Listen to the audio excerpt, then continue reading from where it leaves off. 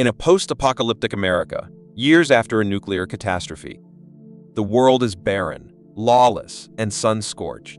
Society has collapsed, and water and food are scarce commodities. The war that caused this devastation also led to the mass destruction of religious texts due to the belief that religion caused the conflict.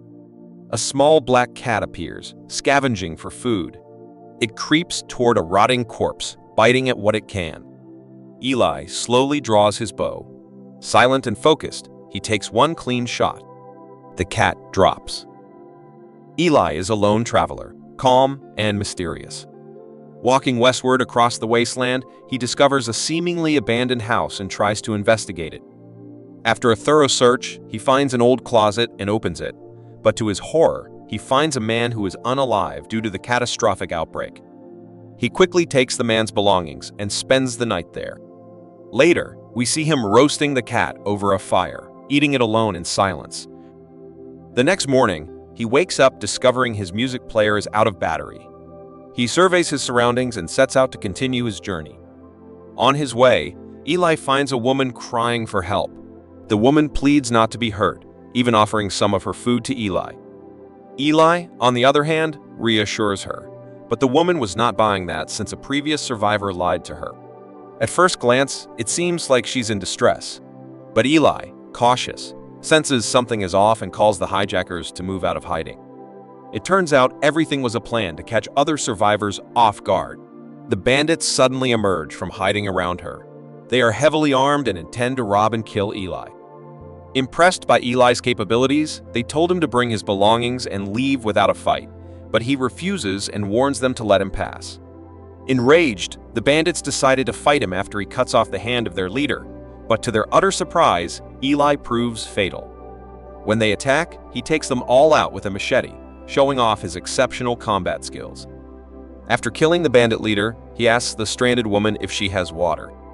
The latter agrees and shares some of her stuff, but upon closer look at it, he realizes that the water is not safe. The woman tells Eli she wants to follow him, but Eli refuses. As Eli is traveling alone through the desolate landscape, he hears screams coming from off the road. He climbs a hill and looks down to see a man and a woman being attacked by a group of violent bikers. He watches as the couple is robbed and killed violently, but chooses not to get involved. Shortly after, Eli arrives at a small, run-down town to rest and restock supplies, particularly water, and a charge for his battery-powered items. The mechanic refuses at first, pointing a gun at Eli, but Eli quickly disarms him and insists he is not there for trouble. Eli gives out some of his belongings, including a KFC-branded wet wipe, a Zippo lighter, and a few salvaged trinkets to pay for the charge, and asks the mechanic where he can get water. The mechanic directs him to a bar nearby. At the bar, we meet Carnegie, a ruthless and intelligent man obsessed with finding a certain book. Carnegie's men return from a run outside the town. They enter his office and drop a pile of old books on his desk, scavenged from the wasteland. Carnegie glances at them and tosses them aside. When Carnegie realizes these are not what he's looking for, he orders them to be burned. Before Carnegie's men leave, their leader gives Carnegie a shampoo, amusing him. He tells Red Ridge, his right-hand man, that the bikers are to be rewarded for such a discovery. After they leave, Red Ridge berates him for sending illiterate men out there to search for an ordinary book, but Carnegie doesn't care. Carnegie uses the shampoo on his blind companion, Claudia, when he returns home. She asks whether he has found his book, but he replies negatively. Downstairs, Eli trades gloves and an Arab scarf for a full canteen of water. The bartender gives the canteen to Solara and sends her out back to get some water. She goes out back to get the water, but Red Ridge steps in front of her. She makes him move aside and fills Eli's canteen. In the bar, a cat walks in front of Eli and snarls. He nudges it away. The lead biker approaches Eli, ready to fight him for touching his cat. Eli slams the thug's face into the bar and gets up to leave. However, the entire bar attacks him. He fights and kills all but one biker when Solara returns with the canteen and begs Eli to stop. Red Ridge and Carnegie's men arrive and hold Eli at gunpoint and bring him to Carnegie. Carnegie is impressed enough to meet with Eli. He recognizes Eli's immense skill and the fact that he is also an educated man. He tells Eli that men like him, who are older but know things, are the future. He asks Eli to stay so that Carnegie can utilize his fighting skills to keep control over the town. Eli tells Carnegie that he has no interest in staying, but Carnegie forces him to stay the night. Red Ridge sends Claudia to deliver Eli food. He recognizes that Claudia is blind and asks her if she was blind her whole life or was blinded by the Flash, an event which occurred during the last Great War. She confirms that she was blind her whole life. He thanks her for bringing him water. Carnegie decides that the best way to keep Eli in town is to have Solara, Claudia's daughter, sleep with Eli. Claudia begs him not to use Solara, but he sends her anyway. Eli doesn't want to have sex, but Solara begs him to let her stay in the room since she knows Carnegie will harm Claudia. They talk about the war, and Solara sits on the bed, discovers the book, and gets excited, wanting to know more about it, even though she can't read. Eli bundles the book up and refuses to discuss it with her. He does share his meal with her and teaches her to say grace. The next morning, Solara joins Claudia at breakfast. Carnegie freezes in amazement as Solara tries to recite the prayer with her mother. She forgets the Amen, which Carnegie supplies. He then beats Claudia in front of Solara in order to find out if Eli has the book he seeks. When Solara signs him the cross she saw on the cover, Carnegie orders Red Ridge to bring the book to him. When they get to the room, they see that Eli had snuck out. Red Ridge kills the guard on duty and gathers the men to find him. Across the street, Eli gathers his battery and prepares to leave. Carnegie goes over to Eli and begs him to stay and give him the book. Carnegie tells Eli that he isn't afraid to kill him and take the Bible. Carnegie thinks that the Bible's righteous scripture is the best way to keep the town under his control. Eli tells Carnegie that he dreams of finding a town where the people need the book, but he tells Carnegie that it is not here. Carnegie orders Red Ridge to shoot Eli as he walks away, but Red Ridge misses twice. A shootout ensues, and Eli kills most of Carnegie's men and hits Carnegie in the knee. Red Ridge sees that Eli is fearless and lets him leave. Behind the scenes, Claudia tells Solara to follow Eli, since she will be safer away from Carnegie. Carnegie gets his leg treated by a doctor. He tells Red Ridge to prepare the vehicles to pursue Eli and recover the book. Red Ridge tells Carnegie that most of their men are dead and decides to use the book as leverage to get Solara as his concubine. Carnegie reluctantly agrees.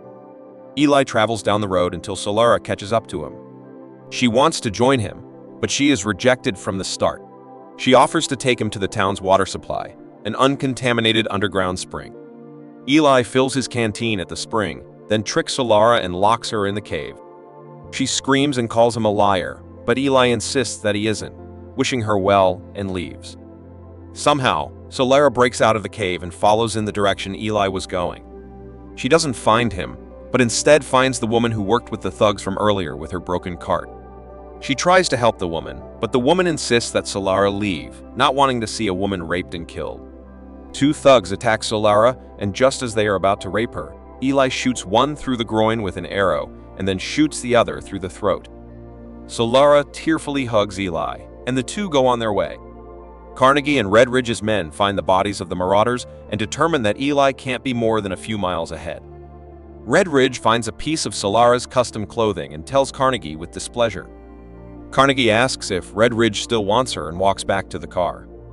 One of their henchmen suggests that they call it a day, since their cars will give them away at night. Eli and Solara sleep by an old nuclear plant cooling tower. Eli reads the book, and Solara asks Eli to read it to her. He recites a bit of it and then puts the book away. She asks him to teach her how to read it, but Eli doesn't respond. When she thinks he's asleep, she goes to take a look at the book in his bag. Eli grabs the bag away from her and makes her go back across the room, cocking his shotgun to make her know how serious he is. The next day, the pair set off and walked west. Solara asks him about the world before the war. He tells her that people had more than they needed and threw away things that others kill for today. She asks him why he keeps the book, and Eli explains that it is the only Bible left in the world since it was singled out for destruction after the war, as the post-war population believed it was the cause of the war. He then explains why he keeps heading west, which perplexes Solara, but she eventually comes to accept that Eli is acting on his faith. He explains how he found the Bible, insisting that a voice told him where to go and that he would be protected. Solara thinks that Eli is delusional but says nothing. The pair arrives at an old house with a sign that says, "No trespassing." Eli tries to open the door, but a trap opens up and the two fall into a hole. They find themselves at the mercy of Martha and George, an elderly couple who have lived in their house for years. They ask why they didn't obey the sign, and Eli apologizes, saying he didn't see it. They give Eli and Solara tea and then show them a cemetery filled with the people who attacked their house. Eli tells Solara that it's time to go, explaining that Martha had the shakes because the couple are cannibals who ate their victims and likely have drugged the tea. As they leave, Carnegie's caravan passes and sees the pair exiting the house. Eli and Solara re-enter the house, and George and Martha pull out an impressive gun cache from inside the sofa. Carnegie tells Eli to throw out the book. A covered parcel is hurled through the window. Red Ridge looks at it and realizes it's a bomb, throwing it away and running for cover. Two cars explode, killing several men. Eli and the house's occupants fire their weapons until Red Ridge pulls out an RPG missile and blows half the house up, killing Martha. George starts shooting wildly, killing men left and right, until Carnegie's men bring out a hand-operated Gatling gun and blast him away, along with most of the house. Eli and Solara are surrounded and dragged out of the house. Carnegie threatens to kill Solara, to the dismay of Red Ridge. Red Ridge entreats Eli to surrender the book, and Eli tells Red Ridge where he hid it. Red Ridge recovers the book, with a locked flap, and gives it to Carnegie, who releases Solara. He says God is good, and Eli responds, all the time. Carnegie responds, well, not all the time, and shoots Eli in the stomach. He puts Solara in one van with Red Ridge and a driver, and then takes the book with him in the other. In the other van, Red Ridge puts Eli's machete on the dashboard and chuckles to himself now that Eli is gone. Solara uses the wire from Eli's bow that she had in her pocket and garrots at the driver until the car flips over. The driver is killed and Carnegie's men turn around to go to the accident site. Solara throws a grenade, blowing up the third car. Solara goes to the driver's seat and sees that Red Ridge was impaled by Eli's machete. He pulls the machete out and steps out of the vehicle with grace. Collapsing on his knees in penance, he dies. Solara drives away, and Carnegie opts not to go after her, since he has the book and they have barely enough fuel to get back to town. Solara returns to the house and finds that Eli is missing. She finds him still walking west.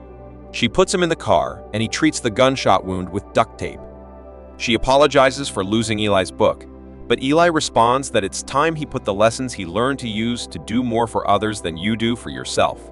They drive to the remnants of the Golden Gate Bridge, and Eli says that they are close. He finds a rowboat and starts to row toward Alcatraz Island. Fatigue and weakness overtake him, so Solara takes over. An armed guard calls out to the pair, and Eli responds that he has in his possession a King James Bible. The guard lets him in. Eli is taken to Lombardi, the curator of Alcatraz, who's been gathering all the remnants of pre-war civilization, such as books, music, and art, and storing them in the cells until they are ready to rebuild and re-establish society. Lombardi tells Eli that they have been missing a copy of the Bible, so Eli tells him to get a lot of paper and a pen. He starts to recite the Bible word for word, having memorized it over the last year. Back in town, Carnegie tries to open the Bible but realizes that he didn't take Eli's key to the book flap. He calls the engineer in to unlock the book, and once it's unlocked, they see the Bible is in Braille and Alcatraz. Carnegie tries to get Claudia to read it, but she cruelly lies and tells him that she's forgotten how. She tells him that she can smell his wounded leg and that he's feverish signs of an infection. The rest of the town's populace is looting the bar, and Carnegie's remaining men are fighting each other. In his quest for the book, Carnegie no longer has enough men to maintain control, and the town has erupted into anarchy. He collapses in despair. In Alcatraz, Eli shaves all his hair and changes into a clean white robe. He recites the Bible to completion while Lombardi writes it down verbatim. Eli eventually dies from his gunshot wound, but completes his task. In a voiceover, he utters one last prayer for Solara and the world before he dies. He is buried in Alcatraz's courtyard garden. Lombardi places a newly typeset and bound copy of the Bible on a bookshelf in a massive library, where a place has been saved specifically for it. Solara pays her respects, takes Eli's machete and a pod, and leaves Alcatraz, walking down the open road to return home. Subscribe for more videos like this. Turn on notifications and leave a like to help the channel out. Thank you for watching.